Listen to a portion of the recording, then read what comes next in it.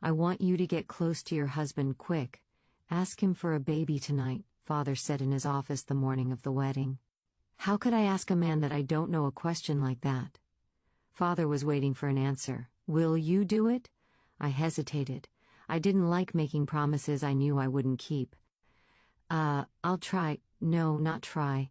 Do it. I looked down at the floor, then back at Father. Do I really have to? Yes, I want you to ask tonight so you can get close quickly. I very reluctantly said, okay, I will, and left the office. I'd already spent more than an hour getting ready, putting on the traveling dress Mother Brenda had stayed up all night sewing for me. Mother Jennifer did my hair. I was still worried about what Rich would think of me. I knew he had 2 other ladies already. I decided I couldn't be much shoddier than them. But now Father had made this daunting demand. When Father and I left his office, Becky and David were in the hallway. I could hear a lot of commotion in the dining room. Father waved Rich over. The grandmothers asked if you could walk in there together so they can enjoy seeing you. Becky and her man went in first, and then Rich took my hand in his. My heart did an extra 10 beats. His hand was so large. I felt awkward standing so close to him. We walked into the dining room and the grandmothers oohed and awed. Rich walked me back out of the room and let go of my hand. I need to get the trailer ready, he said. I stood in the hallway not knowing what to do next. My oldest sister, Marianne, came over to me. Rich's truck is down by Uncle Seth's house, so you'd better go. I don't dare, Marianne laughed. Come on, I'll walk you down there. My next oldest sister, Sandra, was standing by our Uncle Nephi's ride. Sandra, what should I do? What do I say to him? I asked. Just go get in the truck. It will work out. I walked down to Rich's truck and climbed in on the passenger side. I was relieved that he wasn't there. I looked out the passenger side window and waited. When I heard Rich get in on the driver's side, I looked over very quickly, then returned my gaze out my window. Rich started the engine, and we set out. As we rounded the corner by the school, Rich's sister Jenny saw us and started jumping up and down. No one outside of Father's family was supposed to know we were getting married, but Jenny seemed very excited to learn our secret. Rich stopped the truck back at Grandfather's house and Father approached. Rich rolled down his window. Rachel, what are you sitting clear over there for? On the way back you sit by your husband, Father said, pointing to the center of the bench seat. I was about to spend 3 hours alone with a stranger I was about to marry. I couldn't think of a thing to say.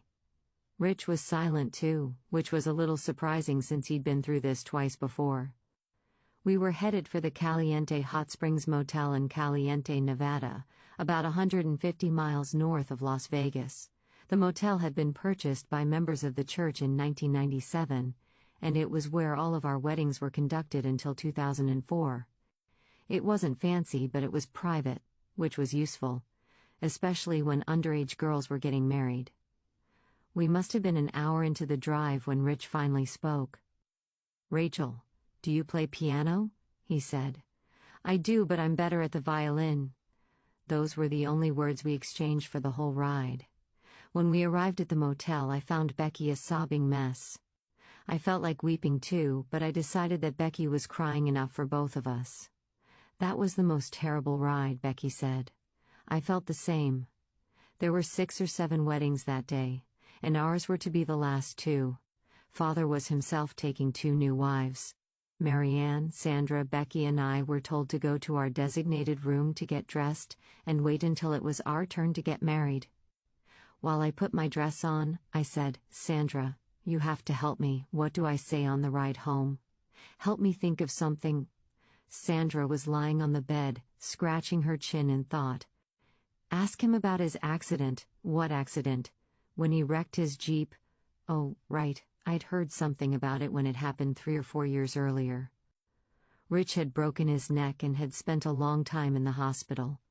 It wasn't exactly happy newlywed conversation, but it would have to do. None of us could think of anything for Becky to ask her husband on the ride home, but we all tried to get her to stop crying before the ceremony. Even while she put her beautiful wedding dress on, while she undid her hair and rebraided it, the tears continued to flow. Around 2 o'clock, Uncle Isaac knocked on the door. "We are ready for you girls." We followed Isaac to room 15, where the weddings were always conducted. Father and Grandfather Rulon were there already. It had been more than 3 years since Grandfather's stroke, and it showed. He didn't speak during the proceedings, just sat there quietly looking on. There was an empty chair next to Rich, and an empty chair next to David. Becky and I took our places next to our future husbands. Father called Rich and me up first. First he showed us the marriage grip, formerly called the patriarchal grip, or the sure sign of the nail. We clasped our right hands, locking our pinkies together, and putting our index fingers on each other's wrists. I could feel Rich's large hand trembling. I tried to listen carefully as Father said the words of the marriage covenant to Rich. "Brother Richard, do you take Sister Rachel by the right hand, and receive her unto yourself to be your lawful and wedded wife for time and all eternity, with a covenant and promise that you will observe and keep all the laws, rites, and ordinances pertaining to this holy order of matrimony in the new and everlasting covenant? And this you do in the presence of God, angels, and these witness of our own free will and choice." "I do," Rich said. Father then said the same words to me. "I do," I said quietly. "By virtue of the holy priesthood and the authority vested in me, I pronounce you, Richard, and you, Rachel, husband and wife for time and all eternity. And I seal upon you the blessings of the holy resurrection, with power to come forth in the morning of the first resurrection, clothed in glory, immortality, and eternal lives. And I seal upon you the blessings of kingdoms, thrones, principalities, powers, dominions, and exaltations, with all the blessings of Abraham, Isaac, and Jacob, and say unto you, Be fruitful and multiply, and replenish the earth, that you may have joy and rejoicing in the day of our Lord Jesus Christ." Then Father said to Rich, "You may kiss the bride." It was a very quick and awkward kiss. I could feel my whole face blush, and every nerve in my body tingled. Then it was over, and I was married. We returned to our chairs to witness Becky and David's nuptials. As soon as the proceedings were complete, Becky and I went back to our room to change out of our wedding dresses, and then all the newlyweds and their families gathered outside for refreshments. It was nice to feel the fresh air against my skin after all the tension I had felt over the last 24 hours.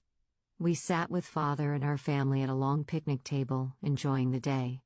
Father was so excited about giving away his 2 daughters, he seemed to have completely forgotten his own new ladies. Rich and David, Becky's man, did not join us. They were getting things packed up for the return trip. I had a feeling they were glad to be out of the way for the time being. When Father announced, "It's time to head back," my heart dropped into my tummy. I dreaded another long, silent ride with Rich. I could see plainly that he was as nervous as I was, which only made it worse for me. I got in the truck before Rich did, and took my place near the passenger door as I had on the way there. Rich climbed into the truck a minute or so later. I thought I was safe until Father came by and put his head in the window. "Rachel, scoot over." I smiled weakly and shifted myself across the bench seat to the center, but I made sure that I was not touching Rich. Father smiled. "That's better." I had never in my life sat that close to a man other than Father. I thought Rich could probably see my heart pounding through my clothing. Ours was the 3rd vehicle in the caravan of 6. We drove several miles out of Caliente before I summoned the nerve to speak. "Will you tell me about when you broke your neck?" I was relieved my question came out as well as it did and I hadn't stumbled over my words. Rich looked over at me, startled. "I don't like to talk about that very much." He paused for a moment. "But I think you should hear it." He drove on silently for a bit longer, as though he was working out how to begin. It was May 1998, and flashing red and blue lights appeared in the rearview mirror. Uh-oh. Rich pulled off the road, and Uncle Isaac's voice came over the radio. "Tell him that you are just married, and he'll let you go." Rich rolled down his window as the cop walked up. "You were going a little fast on this stretch of road. You were doing 65, in a 55-mile-per-hour zone." "I'm sorry, sir. I didn't notice the speed limit change." I could imagine why Rich was distracted. My nerves were so jangled I'd have put the truck in a ditch if I'd been driving that day. "Well, you be attentive," the cop said, and let us off with a warning. We hadn't had to mention the wedding. Back on the road, Rich resumed his story. His Jeep had flipped over because he was driving too fast as he went over a cattle guard on a dirt road. The other guys were okay, but Rich had been knocked out. When he woke up, he realized immediately that something was wrong with his neck. He described the ambulance ride to the hospital, then being flown to a bigger trauma hospital in Salt Lake City. Grandfather Rulon had visited him there, and Rich had been very impressed by the man's greatness. When Rich talked about his lowest time in the hospital, when he wondered if he would ever be himself again, he put his hand on my knee. His touch was gentle, but my skin seemed to burn under his fingers, and I started to tremble. Rich must have sensed my nerves because he returned, his hand to the steering wheel. I let out a breath and my muscles slowly relaxed. I didn't understand why his touch affected me so, and I suddenly found it hard to focus on his story. I had to force myself to pay attention. "Does your neck still bother you some?" They had to fuse some of the vertebrae. Rich demonstrated that he could turn his head only so far. And once in a while it reminds me I need to exercise it more, but for the most part I feel surprisingly well. The doctor said it would affect me more than it has. The whole account made me feel tender toward him, but I didn't dare express it. As we continued on our journey, Rich shared some other experiences, and he talked about his testimony, how he believed that my grandfather Rulon was a true prophet of God. I believed that Rich's heart was good and sincere. My tongue also felt looser, and I asked him more questions that he freely answered. By the end of the drive, I didn't feel nervous anymore. Maybe I would grow to love this man I was sitting so close to. My emotions were all weird and mixed up, and I couldn't place or understand them, but somewhere in the maelstrom I felt a spark of hope.